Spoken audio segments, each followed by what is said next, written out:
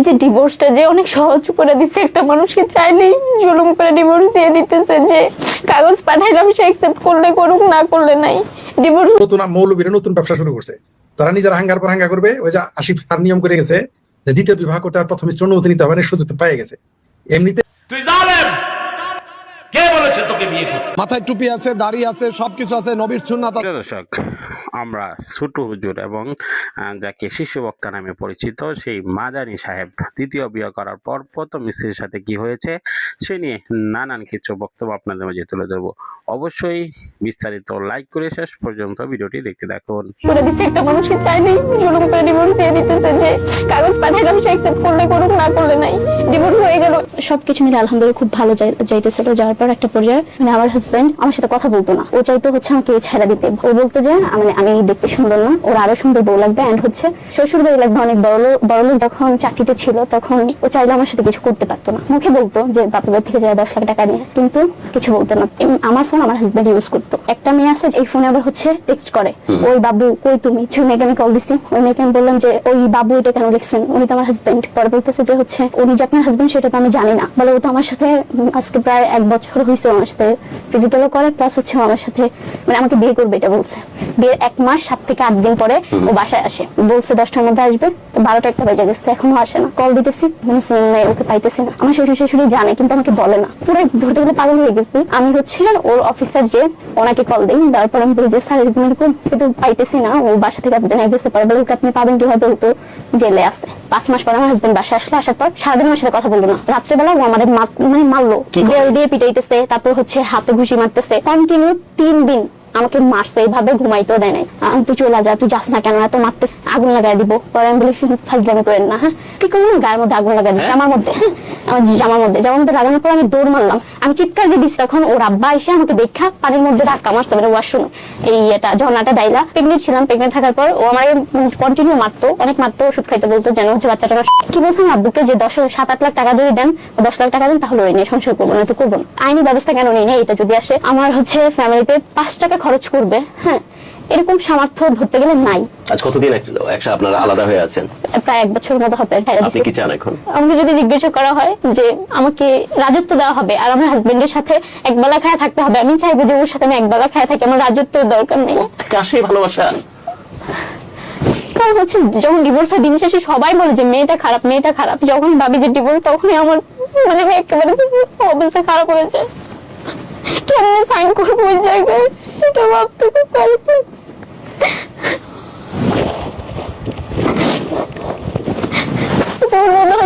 কেউ না পায়, যখন মানুষও যেন না পায়। আমার মানে বলছি তো, যেমন ফ্যামিলি 5 টাকা খরচ করবো, তো মানুষ নেশার জন্য ও এরকম মিথ্যা কথা বলতে চাই। আমি দেখতা ওইরকম আইনি মানুষ আমার পাশে দাঁড়ায়, দেখবেন যে ও বলবে মেরে নিয়ে সংসার করবো। এখন কেউ নাই দেখে ও এরকম করতেছে, আমি এটা একদম ফুল কনফিডেন্সের সাথে বলতে পারি। ও জানে যে আমার ফ্যামিলি থেকে 5 টাকা খরচ করার মতো কেউ নেই, তার জন্য ও এরকম করে। এই যে ডিভোর্সটা যে অনেক সহজ করে দিচ্ছে, একটা মানুষকে চাইলেই জুলুম করে ডিভোর্স দিয়ে দিতেছে, যে কাগজ পাঠাইলাম সে অ্যাকসেপ্ট করলে করুক, না করলে নাই। ডিভোর্স হয়ে গেল। ইসলামের মধ্যে এরকম বলে নাই একটা মেয়ের যদি ভালো না লাগে স্বামী স্ত্রীর মধ্যে বনিবনা হবে, যদি না হয় আলাদা বিছানা করবে। 2 ফ্যামিলি যদি সমঝোতা আসতে চায় সেক্ষেত্রে ডিভোর্স। বলে না যে আমি চাচ্ছি না, আমার জোর করে জুলুম করে দিতেছে এই জিনিসটা। আসসালামু আলাইকুম। রফিকুল ইসলাম মাদানির দ্বিতীয় বিয়ে নিয়ে বাংলাদেশের মানুষের ঘুম নাই। বাংলাদেশের সবচেয়ে গুরুত্বপূর্ণ টপিক হয়ে দাঁড়াইছে এই মুহূর্তে রফিকুল ইসলাম মাদানির দ্বিতীয় বিয়ে। সেটা নিয়ে আমি আসলে কিছু কথা বলতে চাই। প্রথমে বলে রাখি, কোনো ব্যক্তিকে বাঁচানো বা ব্যক্তিকে ফাঁসানো এটা আমার কোনো ইন্টারেস্টের জায়গা না। রফিকুল ইসলাম মাদানিকে আমি ডিফেন্ড করতে আসি নাই, কারণ আমি মামুনুল হককেই ছাড়ি নাই। তার কিছু বিষয় আমার কাছে মনে হয়েছে যেটা ভুল, সেটা আমি বলছি। সো সেই জায়গায় মাদানিকে বাঁচানোর কোনো প্রশ্নই আসে না। বাট দ্বিতীয় বিয়ের ইস্যুটা আমাদের কিভাবে দেখা উচিত, অথবা হচ্ছে ইউরোপ কিভাবে দেখে। ইউরোপ না পুরুষের বহুগামিতা বা পুরুষের বহু নারী ভোগের বিষয়টা বা বহু নারীর সান্নিধ্যে যাওয়ার বিষয়টা ইউরোপ কিভাবে দেখে সেটা নিয়ে কথা বলবো। কারণ আমাদের যে উন্নতির মাপকাঠি বা আমাদের রাষ্ট্রে যারা মানুষকে সবক শেখায়, গণতন্ত্র শেখায় বা হচ্ছে যে উন্নতি শেখায়, তারা কিন্তু ইউরোপ থেকে শিখে যেয়ে তারপরে শিখে। সো ইউরোপের দৃষ্টিভঙ্গিটা আমাদের জন্য খুবই গুরুত্বপূর্ণ হয়ে দাঁড়ায়। আমরা দলমত নির্বিশেষে ইউরোপের দৃষ্টিভঙ্গিকে গুরুত্ব দিই। আপনি জামাত বলেন, বিএনপি বলেন, আওয়ামী লীগ বলেন, চরমনাই বলেন, মানে বাংলাদেশের যত আমি চরমনাই বলার উদ্দেশ্য আমি সবাইকে ইনক্লুড করতেছি, মানে আমি নিরপেক্ষতার দৃষ্টিভঙ্গিতে সবাইকে আনলাম। তো সব রাজনৈতিক দলের কাছেই ইউরোপের দৃষ্টিভঙ্গি গুরুত্বপূর্ণ, বা আমাদের জনমনেও গুরুত্বপূর্ণ। এই জন্য আমি প্রথমে আলোচনা করব যে ইউরোপ নারীর পুরুষের, আরেকটু শব্দ আমি যোগ করি, সামর্থ্যবান পুরুষের বহু নারীর সংস্রবে যাওয়াটা ইউরোপ কিভাবে দেখে, এটা নিয়ে আমি আগে কথা বলবো। তারপরে রফিকুল ইসলাম মাদানির বিষয়টাতে আসতে পারি, আবার মামুনুল হকের দ্বিতীয় বিয়েটাও আমি এখানে টেনে আনতে পারি, জাস্ট একটা পরিস্থিতি বোঝানোর জন্য, তার সমালোচনা করার জন্য না। তো ইউরোপের বিষয়টা হইল, ইউরোপে যদি কোনো পুরুষের টাকা থাকে, মনে করেন সে কোনো রেস্টুরেন্টের মালিক, বা হচ্ছে যে টাকা ছাড়াও ফকিন্নি যারা আছে তারাও, কারণ একজন নারী পুরুষ ভালো লাগলো একসাথে কাজ করে, তারা চাইলে একজন আরেকজনের সাথে রুম শেয়ার করতে পারে। অনেক সময় তারা হচ্ছে যে যদি ভালো মনে করে তাহলে একসাথে মিলে বাসা ভাড়া নেয় খরচ বাঁচানোর জন্য। এবং তাদের যে যৌবনকাল যখন থেকে শুরু হয় 13-14 বছর বয়স, যদিও কিছু আইন আছে 15 বছরের আগে নারী পুরুষের মেলামেশা নিষিদ্ধ, এটা ডিপেন্ড করে কোনো দেশে 15 বছর, কোনো দেশে 16 বছর, কোনো দেশে 18 বছর আছে। বাট ওইটা আইনের জায়গায় আইন থাকলেও বাস্তবতায় আসলে ওই আইনটা নাই। মানে ইউরোপে ব্যক্তি স্বাধীনতার কাছে সবাই নত জানো, আইন বলেন যাই বলেন, ব্যক্তি স্বাধীনতা নিয়ে তারা খুব বেশি মাথা ঘামায় না। আইন মূলত কাজ করে রাস্তা ঘাট বা সামাজিক ক্ষেত্রে আইনের গুরুত্ব বেশি থাকে, ব্যক্তি জীবনে আইনের খুব একটা গুরুত্ব নাই আর কি। তো সামর্থ্যবান যারা ইউরোপিয়ান পুরুষ, তারা অল্প বয়সী নারীদের সাথে তারা থাকে, যেখান থেকে একটা সুগার ডেডি শব্দের মূলত নাজিল হয়েছে, ওইখান থেকে শব্দের উৎপত্তি। যে বয়স্ক পুরুষ তিনি হচ্ছে যে যুবতী কচি কাচাদের সাথে মিলতে পারে। যেমন আমরা কিছুদিন আগে এপস্টিন ফাইল, আমাদের নেরিবাদের মুখের মধ্যে একটা থাপড় মেরে দিয়ে গেছে, যে এপস্টিন ফাইলে দেখা গেছে ব্রিটিশ রাজপুত্র, ব্রিটিশ প্রিন্স, তারপরে প্রিন্স অ্যান্ড্রু, তারপরে হচ্ছে যে আপনার ডোনাল্ড ট্রাম্প, তারপরে এই বিল ক্লিন্টন, ওই যে সেই ললিতা এক্সপ্রেসের গল্প, এটা মূলত সবারই ভরাই দেওয়া গেছে। মানে আধুনিক বিশ্বে পুরুষের বহুগামিতার যে কোনো নিয়ম নীতি নাই, বা হচ্ছে যে আপনার এটা যে কোনো আয়েব না, এটা যে কোনো দোষের বিষয় না, এটা কিন্তু এপস্টিন ফাইল প্রমাণ করছে। তো এখন আমি বলতে চাই যে আজ থেকে 100 বছর আগে বা আরো আগে 200-300 বছর আগে, এনলাইটমেন্টের আগে ইউরোপে বিয়ে শাদীর একটা গুরুত্ব ছিল, যখন ধর্মীয় বিধিনিষেধ ছিল। এখন বিগত 100-150 বছরে গণতন্ত্রের উত্থানের পর থেকে ইউরোপে আসলে বিয়ে শাদী বলতে কিছু নাই। মানে আমি যখন হসপিটালে গেছি, আমার যখন সন্তান হয়েছে, তখন আমাকে জিজ্ঞেস করছে যে তুই কি বিবাহিত? তো আমাদের দেশে একজন, আপনি আপনার স্ত্রীর মাধ্যমে আপনার সন্তান আসছে, হালাল সন্তান, আপনাকে যদি বাংলাদেশি কোনো ডাক্তার এই প্রশ্ন করে, আপনি অবশ্যই তাকে মারবেন, মারতে যাবেন। কিন্তু এখানে আমি মারতে যাই নাই, কারণ এখানে অধিকাংশ মানুষের সন্তানই বিবাহ ছাড়া। যদি ধরেন একজন নারী পুরুষ একসাথে থাকতেছে, বা একটা পুরুষ 3-4টা নারীর সাথে থাকতেছে, তো কোনো একটা নারীর কাছ থেকে তার মনে হলো সে একটা সন্তান নিবে, সে একটা সন্তান নিতে পারে, এবং আইনগতভাবে এটা অবৈধ হয় না, এটা জাস্ট হসপিটালে লিখতে হয় যে হ্যাঁ ওই সন্তানের বায়োলজিক্যাল ফাদার আমি, মানে আইনে আমি বৈবাহিকভাবে আমি বাপ না, বাট আমার মাধ্যমে এই সন্তানটা দুনিয়াতে আসছে, আমি তার সৃষ্টির মাধ্যম।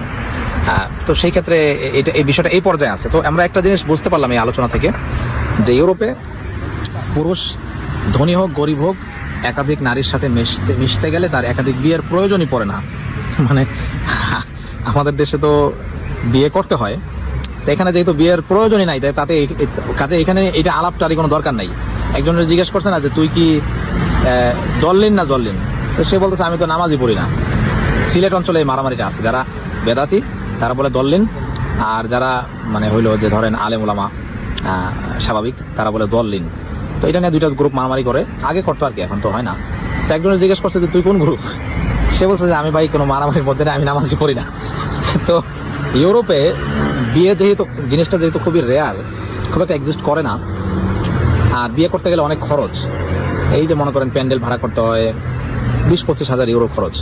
তো যেখানে আপনি 1 টাকা ছাড়াই 1 বোতল বিয়ার দিয়েই আপনি আপনার কাজ মিটাইতে পারতেছেন, বা আপোষে মিটাইতে পারতেছেন, সেখানে আপনি বিয়ে করবেন কেন? মানে তাদের ক্ষেত্রে এটা লজিক্যাল না, সো তারা বিয়ে শাদী করে না। অতএব এই আলাপ, মানে অতএব আমরা জিনিসটা বুঝতে পারলাম যে ইউরোপে নারী ভোগ করাটা, আনলিমিটেড নারী ভোগ করাটা, এটা পানি ভাতের মতোই। সো এখানে এই বিষয়টা আসতেছে না। এবার আসি বাংলাদেশের প্রেক্ষাপটে। বাংলাদেশ সহ মুসলিম দেশগুলোতে আপনি যদি কোনো নারী ভোগ করতে চান, কোন নারীর শরীর দ্বারা আপনি উপকৃত হতে চান, আপনার তৃষ্ণা মিটাইতে চান, আপনাকে বিয়ে করতে হবে। বিয়ে ছাড়া মুসলিম দেশে নারী ভোগের অন্য কোনো উপায় নাই।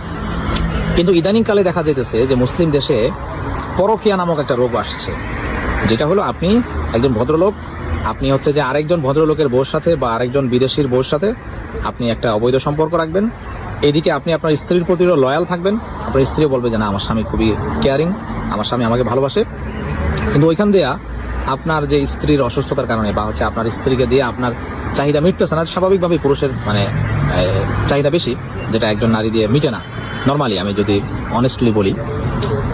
তো আরেকটা জিনিস বলে রাখি, যে বয়ান আমি দিতেছি, আমি কিন্তু কখনো এটা দাবি করি না যে আমি দ্বিতীয় বিয়ের জন্য মানুষকে উৎসাহিত করব, বা আমি নিজে কখনো দ্বিতীয় বিয়ে করব, এরকম কোনো আশঙ্কাও নাই আপাতত। অতএব আমি জাস্ট ফ্যাক্ট চেক করতেছি যে আসলে জিনিসটা কি। তো দেখা যায় আমাদের সমাজে যদি আপনি পরকিয়া করেন, এটা খুব একটা দোষের কিছু না, মানে এটা অনেকটা ওপেন সিক্রেটের মতো বিষয়। আবার আমাদের সমাজের অনেক পয়সাওয়ালা মানুষ তারা থাইল্যান্ডে যায়, মানুষ জানে যে তারা কেন পাতায়া যায়। কিছুদিন আগে আমরা আমাদের সচিব মহোদয়দের একটা খবর আমরা পাইছি যে ওনারাও পাতায় ইংলিশ শিখতে যাচ্ছেন, ওনারা কোনো খারাপ কাজে যাচ্ছেন না, আপনারা আবার কেউ খারাপ মনে করবেন না। তো বাংলাদেশি সামর্থ্যবান পুরুষদের যাদের কোটি কোটি টাকা আছে, যারা মাসে লক্ষাধিক টাকা ইনকাম করে, তো তাদের যে বহুগামিতা এটাও অনেকাংশে প্রমাণিত। তারা বিভিন্ন নিষিদ্ধ পল্লীতে যান, অনেক ক্ষেত্রে তাদের স্ত্রীরাও জানেন, বাট স্ত্রীরা তখনই লজ্জা পান যখন হচ্ছে যে তারা একাধিক বিয়ে করে, তখন স্ত্রী মনে করে আমার সৌন্দর্য মনে হয় এনাফ না, বা আমার গুরুত্ব মনে হয় কমে গেল, এই জন্য আমার স্বামী একাধিক বিয়ে করলো। আবার ধরেন যে সম্পদ ভাগ বাটোয়ারা হওয়ার একটা ইস্যু থাকে, যার কারণে কোনো ধরেন যুবক বা এখনো তিনি শারীরিকভাবে সক্ষম এমন ব্যক্তি, যার সন্তানদের বিয়ে শাদী হয়ে গেছে বা সন্তানরা বড় হয়ে গেছে, তার স্ত্রী যদি মারা যায় তখনও সন্তানরা রাজনীতি করে তাকে কিন্তু বিয়ে করতে দেয় না। সো এখানে একটা জিনিস বোঝা গেল যে বাংলাদেশি পুরুষদের ক্ষেত্রে দ্বিতীয় বিয়ে করাটা একটা ট্যাবু। আপনি যে সিচুয়েশনেই করেন, ধরেন এই যে আমাদের ছোট হুজুর রফিকুল ইসলাম মাদানী, সরি ছোট হুজুর বলাটা মনে ঠিক হবে না, বাট রফিকুল ইসলাম মাদানী, উনি যে বিয়েটা করছে, ওনার স্ত্রী প্রেগনেন্ট, এইটা বলা যেতে পারে যে ওনার স্ত্রী এটাতে কষ্ট পাইছে, এবং উনি ওনার পোস্টে কিন্তু এই জিনিসটাই উল্লেখ করছে যে আমার স্ত্রীর এই মুহূর্তে আমি বিয়েটা করতেছি, এটা আমার নিজের কাছেও খারাপ লাগতেছে, বাট আমার প্রয়োজন, আই নিড, আমার এটা বায়োলজিক্যাল নিড, এজন্য আমি করছি। সো শরিয়ার দৃষ্টিভঙ্গি থেকে এই ধরনের সিচুয়েশনে কোনো ব্যক্তি যদি করেন, এটা আসলে শরিয়া আপনাকে সমালোচনা করার সুযোগ দিচ্ছে না, বাট সমাজ আপনাকে দিতে পারে, এটা সামাজিক বিষয়। এবং সে একটা জিনিস স্পষ্ট করছে যে এটা তার নিড, তার প্রয়োজন। এবং আমি মনে করি সে যে পরিমাণ টাকা ইনকাম করে, মাসে লক্ষাধিক টাকা ইনকাম করে অনায়াসে বলা যায়, সো সেই ক্ষেত্রে আমি মনে করি সে আর্থিকভাবে স্ত্রী পালতে সক্ষম। এখন আমি আপনাদেরকে প্রশ্ন করতে চাই, বাংলাদেশে যে কোনো পুরুষ যত ইনসাফের সাথে, কোরআনে বলা হয়েছে যে ফানকিহু মা তাবা লাকুম মিনান নিসাই মাসনা ওয়া সুলাসা ওয়া রুবা, যে তোমরা ওয়া ইন খিফতুম আল্লা তুকসিতু ফিল ইয়াতামা ফানকিহু, এরপর আল্লাহ বলছেন যে ওয়া ইন খিফতুম আল্লা তুকসিতু ফিল ইয়াতামা, যদি তোমরা, মানে এখানে এতিমদের আলাপ আছে এই সূরার মধ্যে, তোমরা যদি ইনসাফের ভয় পাও ফাওয়াহিদাতান, তাইলে আও মা মালাকাত আইমানুকুম, তোমরা যদি ইনসাফের ভয় পাও তাহলে তোমাদের জন্য একটাতেই সীমাবদ্ধ থাকা উচিত, এবং সাথে বাদী। কোরআন যে সময় বলছে ওই সময় কিন্তু বাদীর একটা ব্যাপার ছিল, যে বাদী হইল যুদ্ধবন্দী, যাকে আপনি টাকা দিয়ে কিনবেন, স্ত্রীর মতো করে ব্যবহার করবেন, আবার তাকে বিক্রি করতে পারবেন। যদিও ইসলাম মূলত গোলামবাদীর যে ইস্যুটা, গোলামবাদীর যে বিষয়টা, যেটা ইসলামের আগে থেকে চলে আসতেছিল, এটা ইসলাম আস্তে আস্তে মিটাইছে, এটা ইসলাম দুনিয়া থেকে উঠাই দিতে সাহায্য করছে। কিভাবে? আপনি দেখবেন, আপনার কোনো ভুল হয়ে গেছে, আপনি রোজা ভেঙে ফেলছেন বা রোজার দিন স্ত্রী সহবাস করে ফেলছেন, যে কোনো অন্যায় আপনি করছেন, আল্লাহর সাথে আপনি কোনো অপরাধ করছেন, সেইটার কাফফারা দেওয়ার জন্য আল্লাহ আপনাকে বলছেন তাহরির রকবা, আপনি গোলাম আজাদ করেন। অর্থাৎ ইসলাম চাইছে গোলামদেরকে আজাদ করে করে গোলাম প্রথা শেষ করে দেওয়া, যেটা আমেরিকাতে গোলামদের যে আন্দোলন হয়েছে 1800 সালে, সেই আন্দোলন, সেই পথে ইসলাম আপনার 600-700 খ্রিস্টাব্দে ইসলাম সেই পথে হাঁটছে। যাই হোক, অন্য আলাপ। তো মূল আলাপে ফিরে আসি। এখন রফিকুল ইসলাম মাদানির বিষয়টাতে তাকে নিয়ে যদি কেউ ট্রল করে, সে একটা ভুল কাজ করতেছে, সে একজন মানুষের হক নষ্ট করতেছে, এটা একান্তই তার ব্যক্তিগত ব্যাপার। সে বিয়ে করছে এই ঘোষণা সে ফেসবুকে দিবে নাকি কোথায় দিবে, এটা তার স্বাধীনতা। এটা নিয়ে আমি যদি কেউ ট্রল করি, আমি তার একজন মুসলমানের হক নষ্ট করতেছি। আর স্ত্রীর প্রতি জুলুম, তার স্ত্রী যদি কিছু না বলে, হ্যাঁ, নারীদেরকে আল্লাহ এভাবেই সৃষ্টি করছেন যে নারীরা তার ভাগ কাউকে দিতে চায় না, বাট ওনার স্ত্রী একজন মুমিন নারী, ওনার স্ত্রী যদি ওনার বিরুদ্ধে কোর্টে আপিল না করে, আবার বাংলাদেশের আইনের বিষয় আছে, এটা নিয়ে আলাপ করতে গেলে অনেক আলাপ করতে হবে, আমি অত আলাপে যাব না, ওই আলাপটা পরে করতে হবে, একদিনে এত কথা বলা সম্ভব না, ভিডিও লম্বা হয়ে যেতেছে, আপনার অধৈর্য হয়ে যাবেন। তার স্ত্রী যদি তার বিরুদ্ধে কোর্টে মামলা না করে যে আমার স্বামী আমারকে ঠকায় আরেকটা বিয়ে করছে, তাহলে কিন্তু আইনগতভাবেও রফিকুল ইসলাম মাদানীকে অপরাধী বলা যাবে না। 1937 ব্রিটিশ যে আইন, মুসলিম পারিবারিক আইন, যেখানে বলা আছে ব্রিটিশরা তো খুব চালাক, দ্বিতীয় বিয়েটাকে প্রশ্নবিদ্ধ করার জন্য তারা বলে দিছে যে হচ্ছে স্ত্রীর অনুমতি সাপেক্ষে দ্বিতীয়, তৃতীয়, চতুর্থ বিয়ে করা যাবে, একটু ভরাই দিছে সিস্টেমে। আর মুসলিম ব্রিটিশ পরবর্তী সময়ে আমাদের আলেমরা যেহেতু জেনারেল লাইনে পড়াশোনা করেন না, বা ওনারা হচ্ছে আইন সংশোধনী করার অথরিটি হওয়ার দিকে ওনারা যান না, ফলে এটাকে আর সংশোধন করা যায় না। এটা আবার 1961-তে আবার এটার বর্তমান যে চলমান যে আইন 4 বিয়ের, এটা কিন্তু 1961 সালের পাকিস্তান আমলের আইন। সো বাংলাদেশ হওয়ার পরেও বাংলাদেশি আলেমরা এই বিষয়টা নিয়ে সরকারের সাথে ওইভাবে আর্গু করছেন কিনা, কথা বলছেন কিনা, এটা আমার জানা নাই। কি আর্গু? যে হ্যাঁ, সরকার দেখবে, কোর্ট দেখবে যে হচ্ছে কোন পুরুষ তিনি ব্যক্তিগত জীবনে ইনসাফের উপরে আছেন, মানে হইলো তিনি কারোর উপর জুলুম করেন না, কারোর সাথে খারাপ আচরণ করেন না, তাকে দেখে মনে হয় যে চারিত্রিক সনদ আছে না একটা, চেয়ারম্যান দেয় যে, তাকে দেখে মনে হয় যে তিনি একজন ইনসাফ করেনেওয়ালা মানুষ, তার সন্তানদেরকে তিনি সমান সুযোগ সুবিধা দিচ্ছেন, তার ভাইদের ক্ষেত্রে, বোনদের ক্ষেত্রে তিনি জুলুম করেন না, এভাবেই তো প্রমাণ হয় যে এই লোকটা ইনসাফ করার ক্ষমতা রাখে। সো এই ধরনের একটা চারিত্রিক সনদের মাধ্যমে যে হচ্ছে এই পুরুষটা বিয়ে করার জন্য তার ইনকাম আছে, সাপোজ বাংলাদেশে আপনি 50,000 টাকা হলে একটা স্ত্রীকে আপনি ভালো রাখতে পারবেন, তো আপনার যদি 1 লাখ টাকা থাকে আপনি 2টা স্ত্রী রাখতে পারবেন। কথা ডিপেন্ড করে আপনার স্ত্রী তার বাবার বাড়িতে কেমন সুবিধা ভোগ করছে, এটা আরো অন্য আলাপ। তো বাংলাদেশে দ্বিতীয় বিয়েটা এমন হওয়া উচিত, ইসলাম যেটা বলে যে হচ্ছে কোনো পুরুষ যদি ব্যক্তি জীবনে ইনসাফ করতে অভ্যস্ত হয় এবং মনে হয়, রাষ্ট্র যদি মনে করে বা চেয়ারম্যান যদি মনে করে, বা এটা ইসলামী ফিকি বোর্ড হইতে পারে যে এই লোকটা ইনসাফ করবে এবং এই লোকটার যথেষ্ট পয়সা আছে, শারীরিক ক্ষমতা আছে, এই লোকের একাধিক বিয়ে করার পারমিশন দেওয়া যেতে পারে। বাট আমাদের এখন প্রবলেম যেটা হয়েছে সেটা হলো আমাদের ওয়াজ মাহফিলে একাধিক বিয়ের ব্যাপারে অনেক ক্ষেত্রে অনেক হুজুররা উৎসাহিত করে, বা আমাদের যে মামুনুর রশিদ আছেন উনি একাধিক বিয়ের ক্ষেত্রে উনি হচ্ছে যে অনেক কাজ করছেন এবং এটাকে উৎসাহিত করছেন মানুষকে। তো ওনার কাজের ভুল আছে, অনেক বিষয় ভুলের মধ্যে গেছে, অনেক কিছু নিয়ে মিডিয়াতে ট্রল হয়েছে, কিন্তু আমি মনে করি উনি ট্রল হওয়ার শিকার হইল, ট্রলের শিকার হওয়ার কারণ হইলো উনি এখনো ইয়াং এবং উনি একা করতে গেছেন, যেখানে উচিত ছিল বাংলাদেশের শীর্ষস্থানীয় আলেম যারা, ওনারা দ্বিতীয় বিয়ের ইস্যুটাকে জাতির সামনে খোলাসা করবেন, যে হচ্ছে দ্বিতীয় বিয়ে অ্যাকচুয়ালি কে করতে পারে, দ্বিতীয় বিয়ে করার জন্য একজন পুরুষের কি কি যোগ্যতা থাকা উচিত, এইটা জাতির সামনে এখনো ক্লিয়ার না। ফলে দেখা যাচ্ছে চরিত্রহীন মানুষরা 2 বিয়ে করতেছে, আগেরটারে ছেড়ে দিতেছে, রিক্সাওয়ালারা 2 বিয়ে করতেছে, ইনসাফ করতে পারে এমন মানুষ 2 বিয়ে করতেছে, ফলে শরিয়ার যে বিধান এটা ট্রলের শিকার হইতেছে এবং অনেক মানুষ কিন্তু এটার কারণে কুফরের মধ্যে চলে যেতেছে। তো আমি মনে করি দ্বিতীয় বিয়ের ইস্যুটা আমাদের দেশে বাড়াবাড়ি ছাড়াছাড়ির মধ্যে আছে। এইটাকে মানে দ্বিতীয় বিয়েটা এমন পর্যায়ে আছে যে কোনো ব্যক্তি যদি দ্বিতীয় বিয়ে করে তার চরিত্রে কালিমা লেগে যায়। এই যে মামুনুল হক সাহেবের কথাটা আমি বলি, এখন মামুনুল হক সাহেব যখন দ্বিতীয় বিয়ে করছেন এবং তিনি একটা হচ্ছে যে রিসোর্টে গেছেন তার দ্বিতীয় স্ত্রীকে নিয়ে, তখন যখন পুলিশ এসে তাকে ধরছে এবং তার কাছে কাবিননামা চাইছে, তখন তিনি তার প্রথম স্ত্রীকে ফোন করছেন, যে ফোনটা মিডিয়াতে আসছে, ফোন করে উনি বলতেছেন যে তুমি আবার কিছু মনে করো না। এখান থেকে একটা জিনিস স্পষ্ট হয়েছে যে ওনার মতো জাদরেল একজন আলেম তার প্রথম স্ত্রীকে জানানোর মতো সাহস পান নাই। এটা হচ্ছে সিচুয়েশন। রেদার আমরা যেটা মনে করি যে মামুনুল হক যদি 4টা বিয়ে করতে চাইতেন এবং তিনি যদি এটা প্রকাশ্যে ঘোষণা দিতেন, বাংলাদেশের অনেক সুন্দরী কুমারী নারী তার সাথে বিয়ে বসতে চাইতো, তার ব্যক্তিত্বটা এই পর্যায়ে ছিল। বাট দ্বিতীয় বিয়েটা কি পরিমাণ ট্যাবু দেখেন, যারা ভিডিও শেষ পর্যন্ত আছেন তারা শুনতে পারতেছেন, আর যারা আগে চলে গেছেন তারা পাবেন না, যে ওনার মতো একজন সামর্থ্যবান অবস্থাশালী লোকও দ্বিতীয় বিয়ে করতে ভয় পাইছে। এবং এই ফোন রেকর্ডটা যে ওনার না, এইটার ব্যাপারে কিন্তু উনি কখনো নিষেধ করেন নাই, তার মানে বোঝা গেল ফোন রেকর্ডটা ওনারই ছিল এবং উনি ওনার স্ত্রীর কাছে দ্বিতীয় বিয়ে প্রকাশ করতে ভয় পাইছেন। সো দ্বিতীয় বিয়েটা বাংলাদেশে এই পর্যায়ে আছে যে হচ্ছে কোনো সামর্থ্যবান বাস্তবিক অর্থেই যিনি হচ্ছে দ্বিতীয় বিয়ে করার যোগ্য এমন মানুষ যদি বিয়ে করে তাহলে তার চরিত্র নষ্ট হয়ে যায়। আমরা মুসলমানরাও এবং আমাদের আলেমদের মধ্যেও যারা পপুলার হইতে চায় তারা দ্বিতীয় বিয়েটাকে যদি একটু গালিগালাজ করে, দেখা যায় তাদের জনসমর্থন বেশি, তাদের ভিডিওতে ভিউ হয় বেশি। আর কেউ যদি হচ্ছে ফ্যাক্ট চেক করতে চায়, যেটা আমি আজকে করলাম, যে আধুনিক পৃথিবী সামর্থ্যবান পুরুষের বহুগামিতা কিভাবে দেখে, তখন মানুষ রাগ করে। বাট আমার ক্ষেত্রে আমি বলবো যে দেখেন, আমাকে যারা দেখেন, আমিও আপনাদের কাছে এরকম না যে আমি আপনাদের টাকায় চলি, এই জন্য আপনাদের খুশি মতো কথা বলবো। আর আপনাদেরকেও আমি বলবো না যে চোখ বন্ধ করে আমার সাথে আপনারা ইয়াসের সাথে ইয়াস বলবেন, এরকম আমি বলি না। আমি চাই যে আপনারাও আমার সাথে আপনাদের মতামত দেন, আমি খারাপ বললে, ভুল বললে সেটাও বলেন, আমি যদি সঠিক বলি সেটাও বলেন। সো এইটা মোটামুটি বিষয়টা আমি বললাম। এই বিষয়ে আরো আলাপের সুযোগ আছে। যে একাধিক বিয়ের বাস্তব ক্ষেত্রে এটার ব্যাপারটা কি, বা এটা সহজ হওয়া উচিত না কঠিন হওয়া উচিত, এগুলো নিয়ে অনেক আলাপ আছে। সব আলাপ আসলে এক ভিডিওতে করা সম্ভব না। ভালো থাকবেন, আল্লাহ হাফিজ। টিকটক থেকে পরিচয়, সেখান থেকে বিয়ে, গুনাহ থেকে বাঁচতে রফিকুল ইসলাম মাদানী, ফুলদানি, বাকিটা বললাম না, চুচু দানি, তিনি নাকি দ্বিতীয় বিয়ে করেছেন।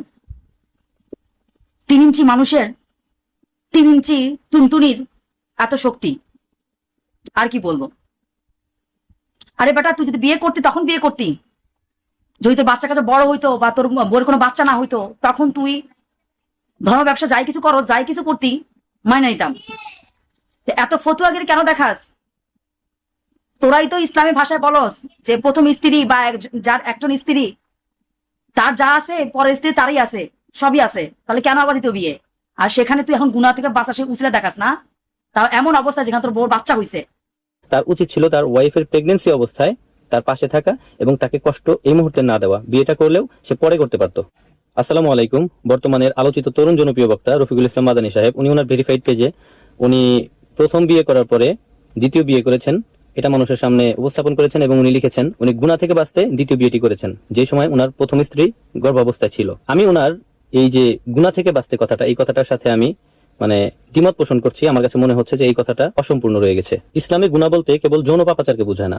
মিথ্যা বলা, হিংসা করা, গীবত করা, বাবা মায়ের হক আদায় না করা, নামাজ আদায় না করা, আত্মীয়তার সম্পর্ক ত্যাগ করা, এই ধরনের আরো নানাবিধ পাপ রয়েছে যেগুলো গুনাহের মধ্যে পড়ে, এবং এগুলো প্রত্যেকটাই হচ্ছে কবিরা এবং বড় ধরনের গুনাহ। বিয়ে করলে কিন্তু এই ধরনের গুনাহ থেকে মুক্তি পাওয়া যায় না। এবং যেহেতু রফিকুল ইসলাম মাদানী সাহেব একজন তরুণ আলেম এবং জনপ্রিয় বক্তা, আমার কাছে মনে হয় নামাজ না পড়া, মিথ্যা কথা বলা, গীবত না করা, এই ধরনের বিষয়গুলো থেকে উনি হেফাজত থাকেন। সুতরাং গুনাহ থেকে বাঁচতে বিয়ে করা কথাটা অসম্পূর্ণ। একজন বিবাহিত ব্যক্তিও গুনাহ করতে পারেন এবং অন্যের হক নষ্ট করতে পারেন। সঠিক হবে জিনা থেকে বাঁচতে বিয়ে করা জরুরি, যেহেতু এটা বিয়ের সাথে সম্পৃক্ত। দ্বিতীয় বিয়ে কখন একটা মানুষ করতে পারে? সূরা আন-নিসার 129 নম্বর আয়াতে আল্লাহ রাব্বুল আলামিন বলেন, তোমরা যতই আগ্রহী হও না কেন, তোমরা স্ত্রীদের মধ্যে কখনোই সমতা রক্ষা করতে পারবে না। আল্লাহ রাব্বুল আলামিন এই আয়াতের দ্বারা উনার কনফিডেন্টের জায়গাটা উনি প্রকাশ করেছেন, মানুষকে বুঝিয়েছেন যে এটা খুবই কষ্টকর একটা বিষয়। এবং কেউ যদি মনে করে যে আমি উভয় স্ত্রীর ভিতরে সমতা রক্ষা করতে পারবো, যেখানে স্বয়ং আল্লাহ রাব্বুল আলামিন এখানে সন্দেহের অবকাশ রেখেছেন যে এটা অসম্ভব। যদি কেউ দ্বিতীয় বিয়ে করতেও চায়, তাহলে তাকে নির্দিষ্ট কয়েকটি